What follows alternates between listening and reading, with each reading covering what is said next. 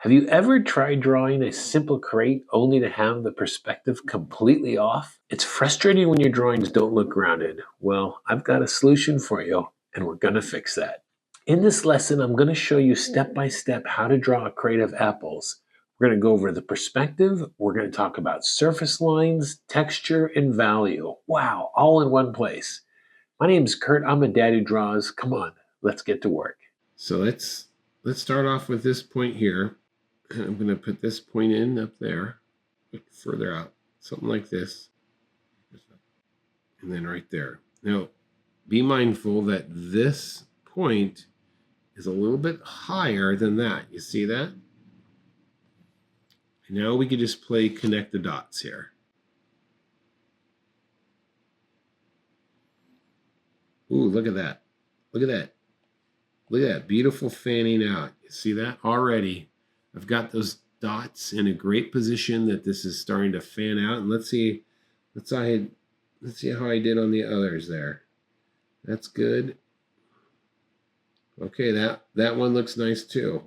And if you're not sure what I mean by fanning out, check out the link to go back to watch the video previous cubes, and I'll put a link. I'll add a link here that you can see that. Okay, let's drop a straight line here. Okay, let's send this back to the vanishing point. Again, all of these are going to be going back to the same vanishing point somewhere out there. So we want to start to create this fanning out. And the same thing with this guy at the bottom here. Let's bring him. So these are all going back to the same vanishing point. Straight line there.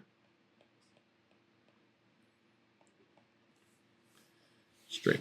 I've actually, this line is straight up and down. This is slight. I've slightly angled this one and slightly angled this one as well. I'm going just to kind of divide this line as best as I can in thirds. And up here, I'm going to divide this one in thirds as well. And now we're just going to connect the dots.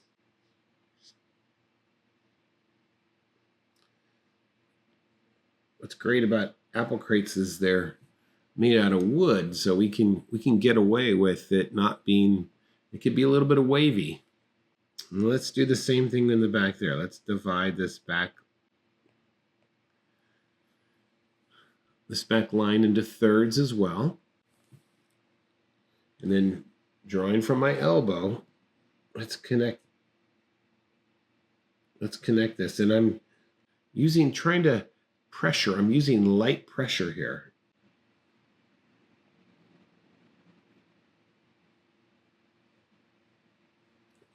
Let's go ahead and get that first apple in. So that first apple is going to be, we're going to draw a sphere here.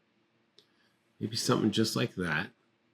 And when you start to draw these apples, you might have the tendency to just crank them out, and then you lose concentration. But you've got to stay focused.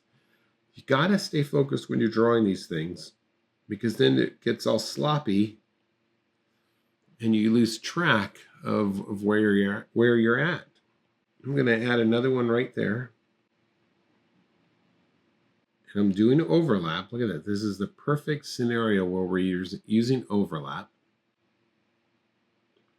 Sort of following the picture, but not really. All I want to do right now is to get a bunch of spheres in place. All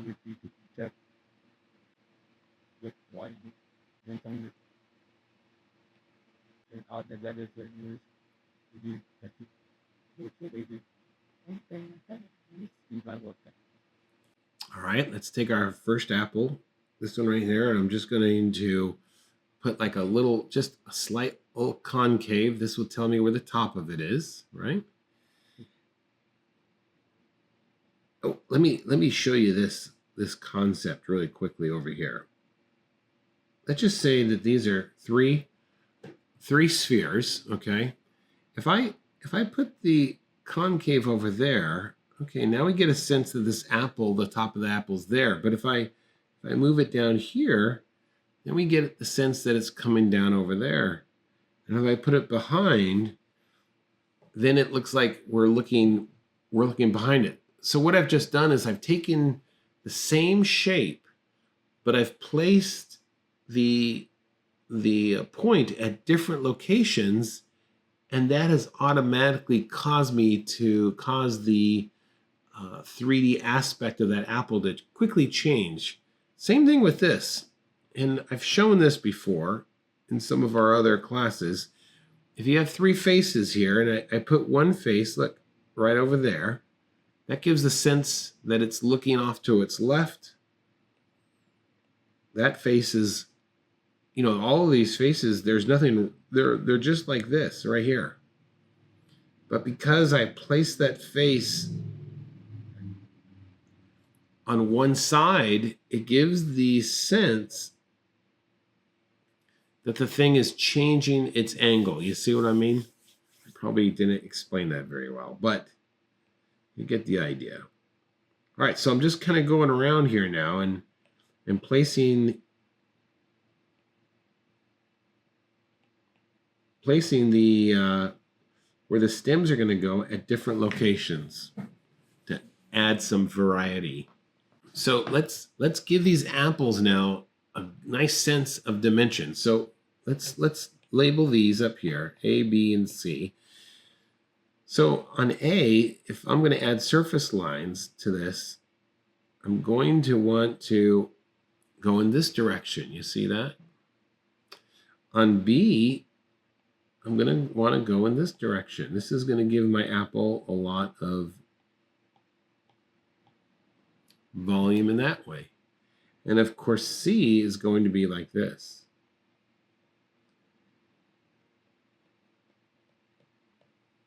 I'm not talking about shadow here. I'm only talking about mass and volume. So let's do that here. Let's maybe bring this guy around like this. Let's bring this guy around like this.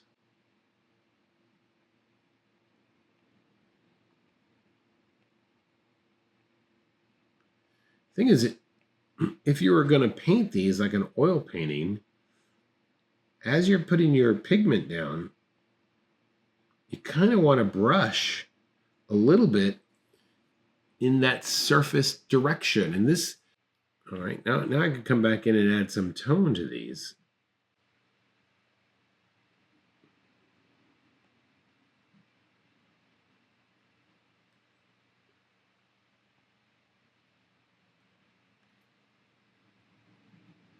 You can even add some stems if you wanted to.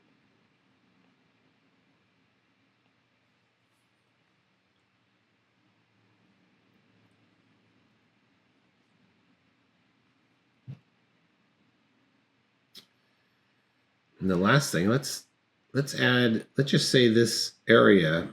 Now we're going to add some shadow, value, or shadow. And we're going to say the front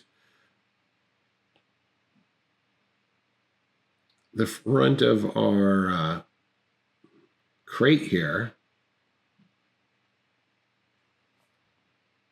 is in shadow.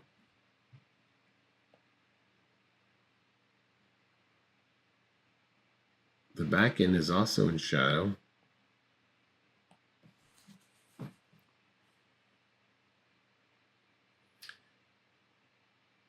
And we can even come in and add some surface lines.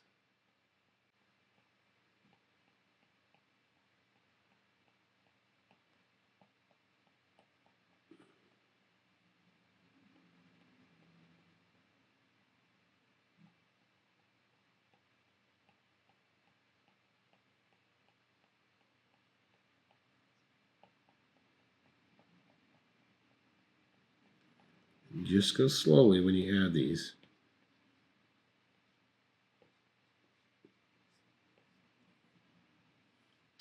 And we can even add some surface lines to this side a little bit.